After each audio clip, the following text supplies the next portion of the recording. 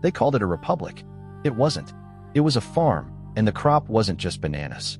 It was a country. In the early 1900s, one American company owned more land in Guatemala than the Guatemalan government itself. They owned the railroads. They owned the ports. They owned the electricity.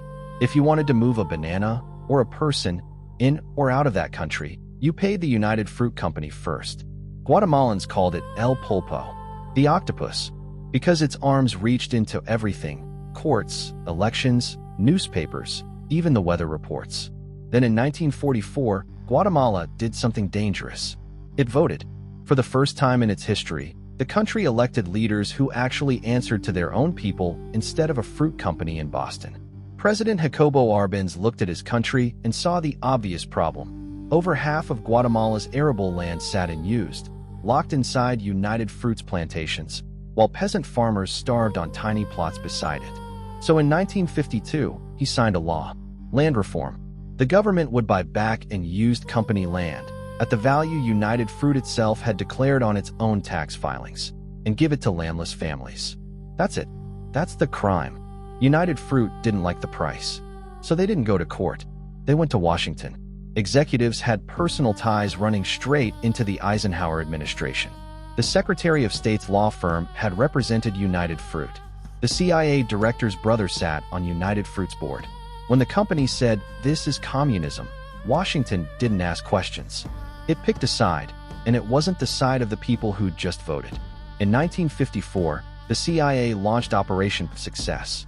Not soldiers in American uniforms. Deniability mattered more than honesty.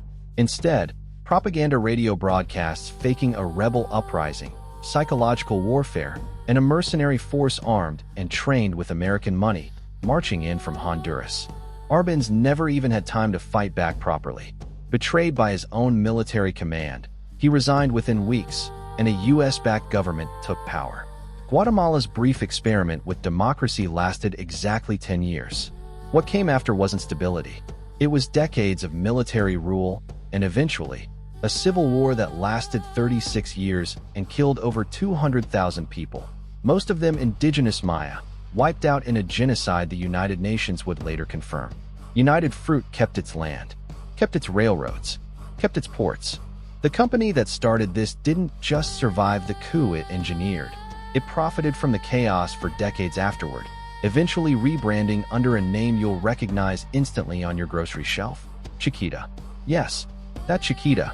The smiling banana sticker on your fruit bowl has a body count behind it that most people have never been taught. This is where the phrase "Banana Republic" actually comes from. Not a clothing store, not a joke. A real description of a country whose government could be overthrown to protect a fruit company's balance sheet. And here's what should make you furious. Guatemala never got a real apology. No reparations. No global reckoning.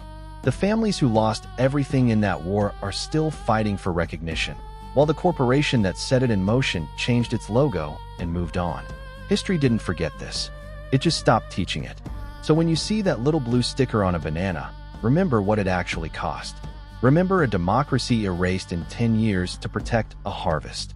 And ask yourself, if a corporation could buy a coup once, quietly, with nobody stopping them, what makes you think it couldn't happen again?